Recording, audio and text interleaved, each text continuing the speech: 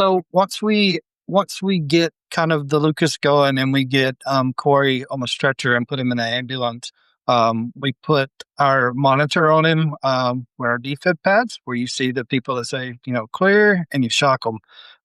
When we first put the defibrillator on him, he was flatlining. They call that a systole. He had no cardiac activity whatsoever. Um, in that case, we went ahead and started IVs on him, and we started giving him some medication, epinephrine being one of them. Um, we eventually were able, with the epinephrine and a couple of other drugs, were able to get a rhythm in his heart that we could give electricity to that would help. Um, we gave him electricity, I think, five times, five different times throughout the whole call, it's a lot. That's a lot for anybody. Um, we got, but go back just a little bit. When we got into the ambulance and we had him hooked up and everybody's kind of doing their thing, like we know each other pretty well, and we know what each other are thinking and what needs to be done next.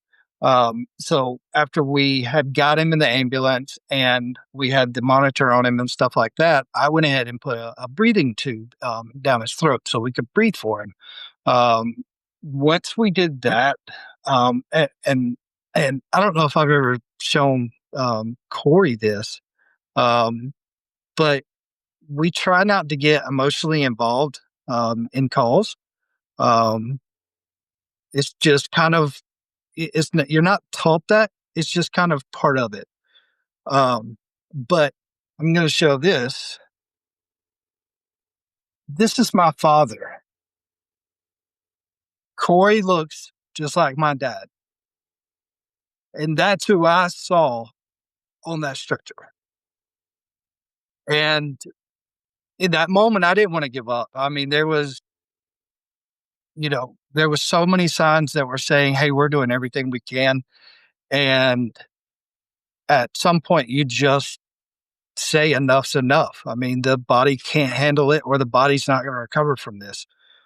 Um, but I don't know if it was, God inside of me, or if it was just the thought of seeing my father laying there.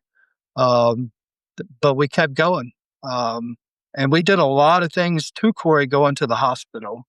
Um, we were about 38 minutes into the call from the time that we picked Corey up to the time we got to, we say it's a little past our halfway point to the hospital. We gave Corey one last shot. Corey got a pulse back with that shock, and his eyes fluttered. And in that moment, I knew that something happened that was more than what we could just do. There was life that was being brought back into him, and that was something that only God can do. That's how I feel. Um, I do want to I do want to chime in right here because, and I think it was maybe one of the Johns that I had talked to. So that day I was a firefighter. I was on the fire truck. I'm a paramedic as well, but I wasn't working like on an ambulance. We're totally separate. So that specific day, I decided to let his partner just ride in the back with him, and I jumped in the front and drive. A lot of times when you have a super critical call or it's something that involves a lot going on, um, I would have jumped in the back with him because having two paramedics in the back, having two people's thinkers going, um, and so the reason I didn't jump in the back was because in my mind there was no cardiac activity. In my mind, he was too far gone. Like I was like, there's nothing I'm going to do back there. I'm going to let his EMT partner be in the back because it's just going to be a cookie cutter call. They're not going to do anything else. They're not going to get anything back. We're going to get to the hospital and they're going to call it. And that's what I vividly remember thinking in my mind. And so when I was getting out of the back of the ambulance to get in the driver's seat to leave, it was somebody that I cannot remember. And it may have been you. Yeah. you said, "Hey, what does it look like?" And I said, "It doesn't look good. We're just going to go ahead and go, but he's probably not going to make it." I remember those words coming out of my mouth. Mm.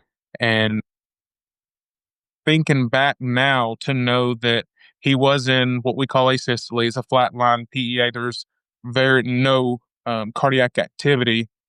These statistics, and I've got some on my phone here, I'll share in a second. The statistics for someone to come back, regain a pulse, and even walk out of the hospital after an episode like that is almost zero. So it's not anything I did, what Andy did.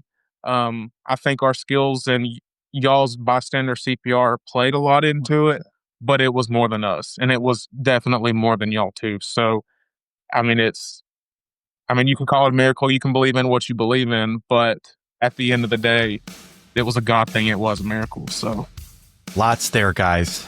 Thanks a bunch for sharing.